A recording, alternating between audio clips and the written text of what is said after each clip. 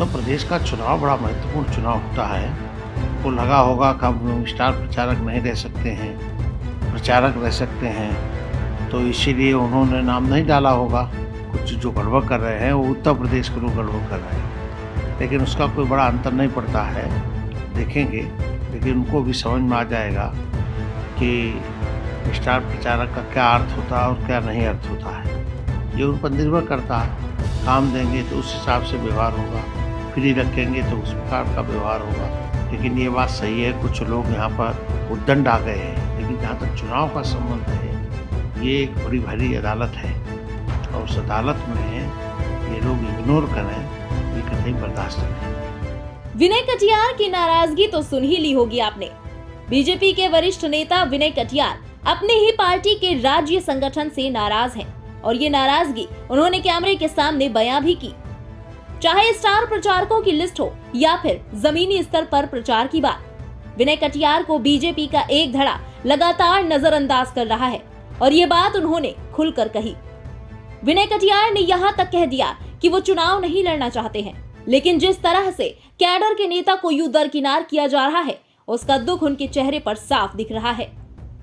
विनय कटियार ने यहां तक कहा कि इसका नुकसान बीजेपी को होगा। वहीं पिछड़ा वर्ग की राजनीति को महत्वहीन बताते हुए उन्होंने ये भी कहा कि उनके लिए हिंदुत्व और मथुरा काशी का मुद्दा ही प्रमुख है। इंडिया पब्लिक खबर ने विनय कटियार से बात की। आप सुनिए उत्तर प्रदेश के चुनाव और चुनाव में खुद को नजरअंदाज करने पर उन्होंने क्या कुछ कहा। उत्तर प्रदेश में विधानसभा चुनाव है और इस चुनावी मौसम में हमारे साथ बीजेपी के वरिष्ठ और दिग्गज नेता विनय कटियार जी मौजूद हैं। विनय जी, बहुत स्वागत है आपका इंडिया पब्लिक खबर पर। किस तरह देख रहे हैं आप उत्तर प्रदेश के चुनाव को? उत्तर प्रदेश का चुनाव बड़ा महत्वपूर्ण चुनाव होता है और उत्तर प्रदेश के चुनाव में ही जो पार्टी जीतती है उसी की सरकार केंद्र में बनती है। और ऐसी स्थिति में बड़ी मेहनत करने की ज़रूरत है। जिसकी सरकार बने उसी जीतना है। स्वाभाविक है, भारतीय जनता पार्टी की सरकार अभी तक रही है, अभी है, और उसी की सरकार बने ये अच्छा होगा। और मुझे लगता है जनता जो है भारतीय जनता पार्टी की सरकार को ही बनाएगी। अभी जो चर्चा चल रही थी कुछ समय पहले तक कि अयोध्या से आप लड़ेंगे विधायकी का चुनाव, उसके बाद योगी आदित्यनाथ जी का नाम सामने आया, लेकिन अब योगी आदित्यनाथ जी जो है गोरखपुर से चुनाव लड़ेंगे। तो क्या आपके नाम पे चर्चा हो रही है अयोध्या सीट को लेकर?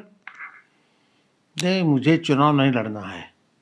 हमने पहले ही घोषणा कर दी है कि मुझे चुनाव नहीं लड़ना है, प्रचार करना है। वहाँ जाएंगे, अपने क्षेत्र में प्रचार करेंगे, जहाँ पार्टी कहेगी वहाँ जाएंगे, वहाँ प्रचार करेंगे।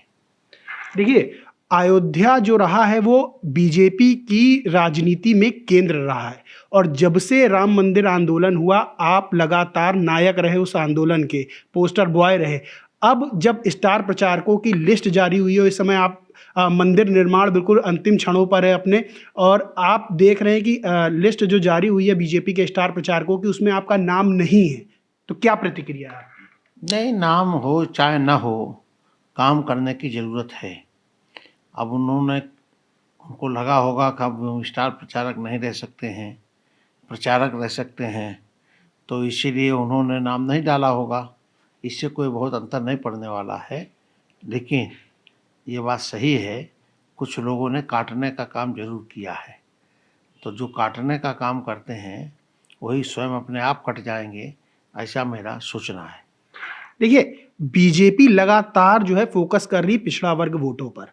अभी कुछ नेता ऐसे थे जो कैबिनेट मंत्री भी रहे योगी आदित्यनाथ की सरकार में, और फिर अभी वो दामन छोड़कर जो है वो सपा के साथ चले गए। लेकिन जब उनके पास इतना बड़ा चेहरा है जो पिछड़ा वर्ग वोटों को अपनी ओर आकर्षित कर सकता है, तो फिर क्यों नहीं बीजेपी का ध्यान आपकी ओर जा रहा है? हमारा हिंदू चेहरा है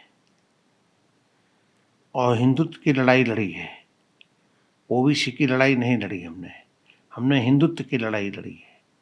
और इसीलिए जब मैं निकलूँगा तो हिंदुत्व के लिए निकलूँगा। हिंदुत्व की बात चर्चा करेंगे, राम मंदिर की चर्चा करेंगे, कृष्ण जन्मभूमि की चर्चा करेंगे, बाबा विश्वनाथ मंदिर की चर्चा करेंगे, इन स्थानों की चर्चा करेंगे और विकास की भी चर्चा करेंगे। तो जब आएगा हमारा निकलने का समय तो हम बताएंगे।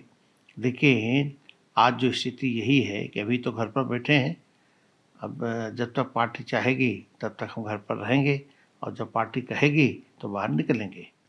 देखिए, आपका ये मानना है कि बीजेपी आपको उस तरह से यूज़ नहीं कर रही, उस तरह से आपको सामने नहीं ला रही, जिस तरह से चुनाव के समय लाना चाहिए। देखिए, आपने कहा कि आपने हिंदुत्व की लड़ाई लड़ी है, हिंदुओं के लिए लड़ाई लड़ी है। तो बीजेपी का जो कोर वोट बैंक है, बीजेपी जिस सोच के साथ चलती है, तो क्या आपको लगता नहीं है कि आपको साइडलाइन कर देना बीजेपी के लिए नुकसानदेह है इस चुनाव में? क्योंकि उत्तर प्रदेश का चुनाव, आपने जैसा कि कहा कि बड़ी पंचायत के लिए उत्तर प्रदेश का चुनाव बड़ा मुख्य है, और उत्तर प्रदेश के चुनाव में इस तरह की गलती कर देना, आप जैसा कह रहे हैं कि कुछ ऐसे लोग हैं जो आपका नाम काटने के लिए बैठे हुए हैं कि आपका स्टार प्रचारक की लिस्ट में नाम नहीं आया, तो इन सब चीज़ों को लेकर आप क्या सोचते हैं? आपके केंद्रीय नेतृत्व से, देखिए आप जब लगातार बड़े पदों पे रहे, आप जो इस समय केंद्रीय नेतृत्व में लोग बैठे हुए हैं, उनके साथ आपके अच्छे रिश्ते रहे, आपकी बातचीत रही, तो क्या आपको लगता नहीं आपने कभी इस चीज़ों को लेकर बात नहीं की क्या? नहीं, केंद्रीय नेतृत्व के साथ तो हमेशा बातचीत होती रहती है। अभी अमित शाह आए थे तो उसमें हम साथ, हमारी कुर्सी लगी थी, हम संयोग से दिल्ली थे, उस समय नहीं था, तो ये तो एक संयोग की बात हो जाती है। ये कुछ गड़बड़ करने वाले उत्तर प्रदेश के लोग हैं। कुछ जो गड़बड़ कर रहे हैं वो उत्तर प्रदेश के लोग गड़बड़ कर रहे हैं, लेकिन उसका कोई बड़ा अंतर नहीं पड़ता है, देखेंगे। लेकिन उनको भी समझ में आ जाएगा कि स्टार प्रचारक का क्या अर्थ होता है और क्या नहीं अर्थ होता है। ये चुनाव है, बड़ा महत्वपूर्ण चुनाव है, विधानसभा का चुनाव है, विधायकों को चुनने का चुनाव है, और मुझे लगता है कि इस पर काफ़ी असर पड़ेगा।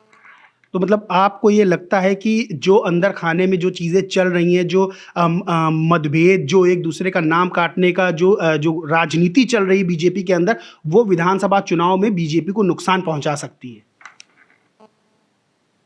अब नुकसान तो हो ही सकता है, लेकिन उसकी भरपाई भी की जा सकती है। अब वो देखेंगे कैसे क्या होना है, क्या चलता है।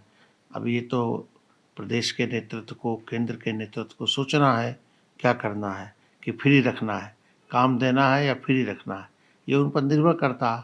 काम देंगे तो उस हिसाब से व्यवहार होगा, फ्री रखेंगे तो उस प्रकार का व्यवहार होगा।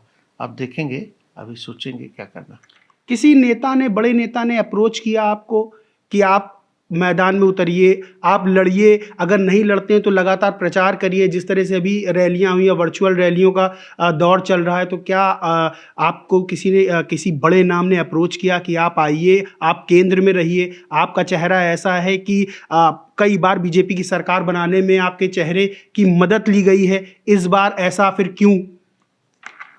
नहीं, ऐसा तो कुछ नहीं है, और कई बार मदद ली गई है, नहीं दी गई है, ये तो एक कार्यकर्ता के नाते से हमने काम करते रहे हैं, फिर कार्यकर्ता के नाते से ही काम करेंगे।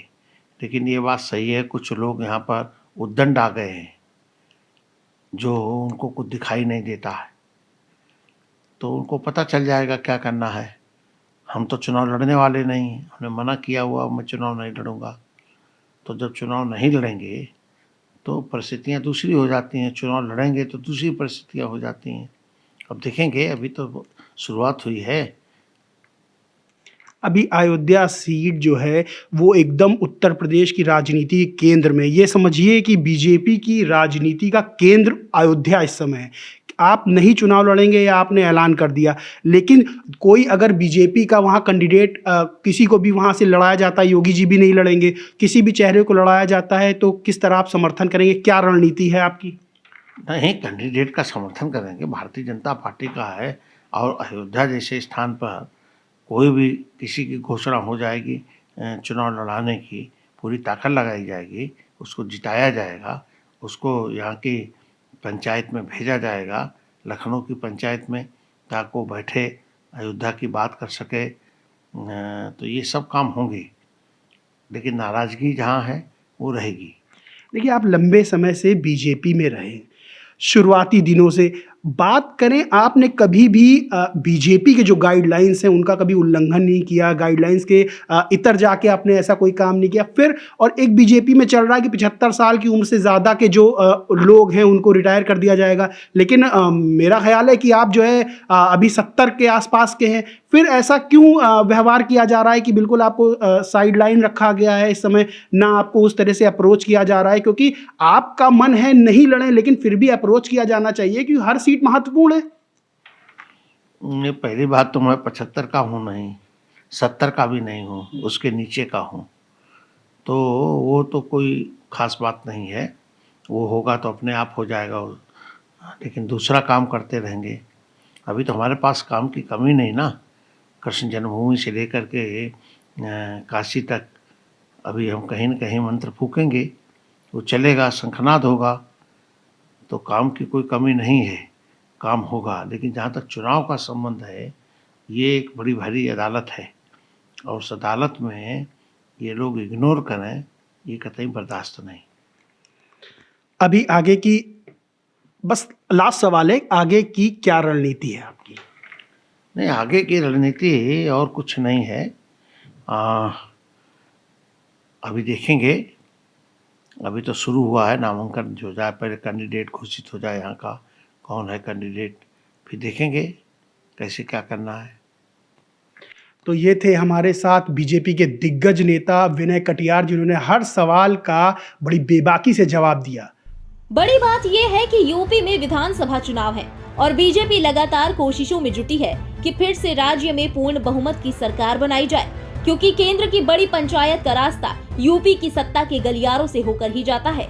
और इस वक्त बीजेपी जहां जनाधारहीन लोगों को महत्व दे रही है, उन लोगों के साथ मंच साझा कर रही है जिनका ना कोई जनाधार है और ना ही उनकी कोई राजनीतिक हैसियत, वहीं अपने ही कैडर के वो नेता जिन्होंने अपनी पूरी जिंदगी बीजेपी की नींव को सींचने में लगा दी, वो चेहरा जो आज भी कई सीटों पर अपना अच्छा खासा प्रभाव साबित कर सकता है, वो नाम जिसको सुनते ही परिश्रम, त्याग, तपस्या का एहसास होता है, वो आज हाशिए पर पड़ा है। ये बीजेपी के लिए विचारणीय प्रश्न है और ये सवाल बीजेपी को आगामी चुनाव में कितना नुकसान पहुंचा सकता है, ये तो अब आने वाला वक्त ही बताएगा कि बीजेपी इस दिग्गज नेता को यूं ही हाशिए पर रखकर नुकसान उठाएगी या फिर महत्व देकर 2017 वाली जीत को दोहराएगी। ये देखने वाली बात होगी। इस खबर में फिलहाल इतना ही। देश और दुनिया की बाकी तमाम बड़ी खबरों और बड़े राजनीतिक अपडेट्स के लिए बने रहिए इंडिया पब्लिक खबर के साथ। हमारे YouTube चैनल को सब्सक्राइब करें, वीडियो को लाइक करें, ज्यादा से ज्यादा शेयर करें।